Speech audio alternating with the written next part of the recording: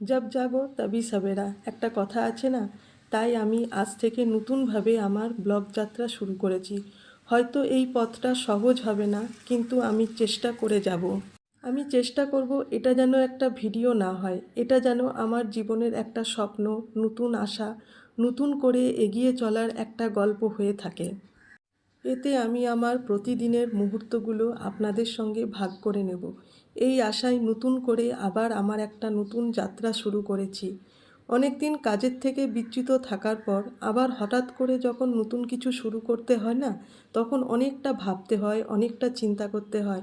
এই ভাবনা চিন্তা করতে করতেই প্রায় অনেকটা সময় পেরিয়ে গেল, কিন্তু এবারে ভাবছি আর নয়। এবারে যখন ভেবেছি শুরু করব, আজ থেকে আমি শুরু করেই ছাড়ব। যদি আমার এই নতুন শুরুটা আপনাদের ভালো লাগে তাহলে অবশ্যই পাশে থাকবেন। এটা আমার প্রথম ব্লগ, সেই হিসাবে যদি কোনো ভুল হয়ে থাকে তাহলে অবশ্যই ক্ষমা করবেন। আর আমার ভুলকে শুধরে দেওয়ার জন্য কমেন্ট করবেন, তাহলে আমি আমার ভুলগুলোকে শুধরিয়ে আবার নতুনভাবে কিছু করার চেষ্টা করব। আজকে দিনে আমি যা করছি, প্রথমে আমি আমার পুরো বেডরুমটাকে আজকে ভালো করে ক্লিন করলাম। গত 1 মাস যাবৎ বাড়িতে ছিলাম না, তাই ঘরদোর পুরো নোংরা ছিল।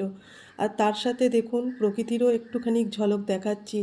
এখন শ্রাবণ মাস পড়ে গেছে, তাই আজ সকাল থেকেই দেখছি বৃষ্টি পড়েই চলেছে। ভাবলাম ইনডোর প্লান্টগুলোকেও একটু বৃষ্টির জল খাওয়াই, তাই যতগুলো ইনডোর প্লান্ট ছিল সেগুলোকে আস্তে আস্তে বাইরে দিলাম। কিন্তু এই যা বৃষ্টি পড়লে যা হয়, সব নোংরা হলো, তাই সেগুলোকে জল দিলে ধুয়ে দিলাম।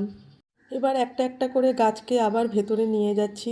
এই চলতে থাকলে ঘরে গাছপালা থাকলে পরে হঠাৎ করেই একটা একটা করে এখন এতগুলো গাছ হয়ে গেছে, তার জন্য এই গাছগুলোর একটু বিশেষ যত্ন নিতেই হয়। আর এদিকে দেখুন আজকে পাহাড়ের ওপর কত সুন্দর ধোঁয়ার মতন মেঘগুলো ভাসছে। বর্ষাকালে এই একটা জিনিসই ভালো লাগে। কিছু গাছপালা দেখছি অনেকটাই বড় হয়েছে। এবারে চলে এলাম সোজা রান্নাঘরে। আজকে বানাবো মুগের ডাল সবজি দিয়ে, আর এদিকে বানাবো কচুরলতি আর একটু ঝিঙে আলু পোস্ত। সেই রান্নারই জোগাড় চলছে। আজকে শ্রাবণের সোমবার, তাই আজকে আর বিশেষ কিছু রান্না করিনি, এইটুকুই রান্না করব। যা যা খালি হয়েছিল সেগুলোকে একটু ঢেলে নিলাম।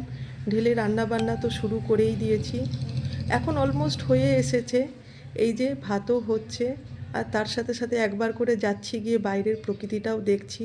আমার এই স্নেক প্লান্টগুলো যখন দেখে গেছিলাম খুব ছোট ছিল, এখন আবার দেখছি সব নতুন নতুন পাতা গজাচ্ছে।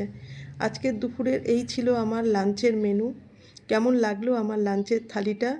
আবারও একবার বাইরে হঠাৎ দেখি খুব পাখি উড়ছে, রাস্তাঘাটে লোকজন।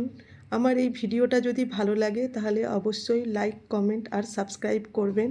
আবারও দেখা হবে অন্য একটা ভিডিওতে। ধন্যবাদ, সবাই ভালো থাকবেন।